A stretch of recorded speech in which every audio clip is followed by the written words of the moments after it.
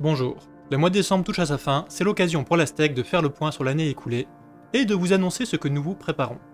L'équipe a travaillé d'arrache-pied pour proposer pas moins de 32 vidéos thématiques, d'abord sur nos amis les Félidés, puis sur l'eau, les Jeux Olympiques et enfin l'espace. L'année 2024 a été symbole de grands bouleversements pour l'association. Beaucoup de nouveaux membres y ont fait leur entrée et ont osé se lancer dans la création de contenus de vulgarisation, avec brio, dans des domaines jusqu'alors peu abordés sur YouTube. On leur dit bravo et merci pour leur courage et leur talent. Nous espérons que ce retour à trimestre en thème vous plaît. N'hésitez pas à nous faire vos retours en commentaire. Mais ce n'est pas tout. Les vidéos posées et calmes, c'est bien, mais les shorts, c'est pas mal aussi.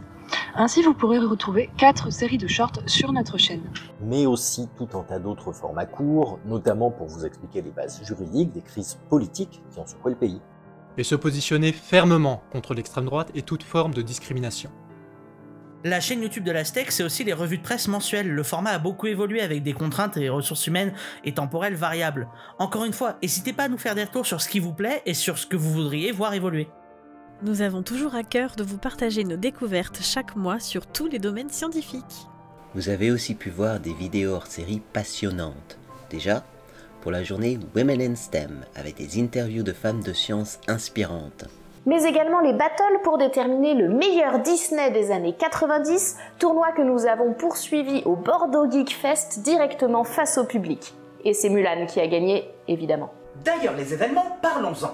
L'Astec était présente en mars à Paris, à la Cité des Sciences, pour le baromètre de l'esprit critique et évidemment aux rencontres de l'esprit critique en avril à Toulouse. Toujours fidèle au poste, à notre stand où vous avez été nombreux à nous rejoindre, merci du fond du cœur. Bien sûr, beaucoup de membres ont proposé des tables rondes et des conférences et on sera encore nombreux l'année prochaine. Nous étions également au Bordeaux Geek Fest, comme évoqué précédemment, puis au Mini-Rec à Bastia en octobre, pour terminer en beauté avec la Nuit Z. Vous avez été nombreux à la Nuit Z, qui a été un vrai succès avec des rencontres formidables et des tables rondes passionnantes.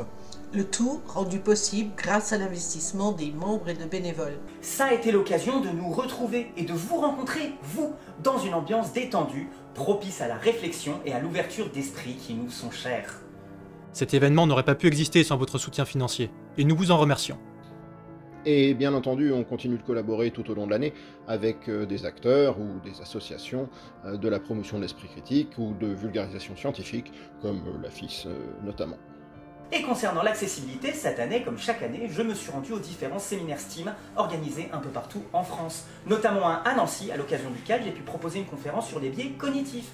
Nous avons également, d'ailleurs, créé un signe pour biais cognitifs. J'ai participé au groupe qui a créé ce signe, et c'est celui-là. Jusqu'à présent, on passait par des périphrases ou par des formulations un peu maladroites. Maintenant, ce ne sera plus utile, du moins on l'espère, si le signe réussit à se diffuser.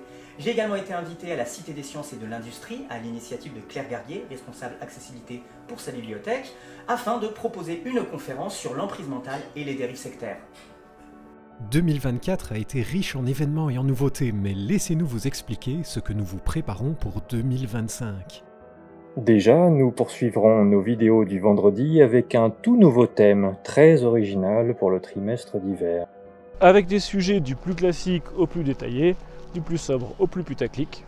Oui, parce que 6 000 abonnés, c'est bien, mais qu'est-ce que vous diriez d'atteindre les 10 000 en 2025? Allez, je suis sûr que vous pouvez le faire. Et nous allons vous donner d'excellentes raisons de vous abonner. En effet, en plus des vidéos thématiques et des revues de presse qui vont se poursuivre sur leur rythme habituel, eh bien c'est la série des retours aux bases qui va faire son apparition, présentée par le sémillant vedette Tapas. Ce sera l'occasion de revenir sur des concepts qui nous paraissent évidents, mais qu'on peine parfois à définir facilement, et de constituer une espèce d'encyclopédie de l'esprit critique en vidéo accessible. Bien sûr, 2025 sera l'occasion de se retrouver, d'abord aux rencontres de l'esprit critique de Toulouse, puis au Bordeaux Geek Fest, avant de terminer l'année par une nouvelle Nuit Z, si les finances de l'association le permettent. Nous étofferons également le site internet de l'association et augmenterons notre présence sur les réseaux sociaux. En attendant, vous pouvez toujours nous contacter par mail ou sur les réseaux sociaux de l'association. En cette fin d'année 2024, il est d'abord temps de vous retrouver avec vos proches et votre famille afin d'échanger, de se reposer, de se ressourcer, venir en force en 2025 pour tous ces beaux projets.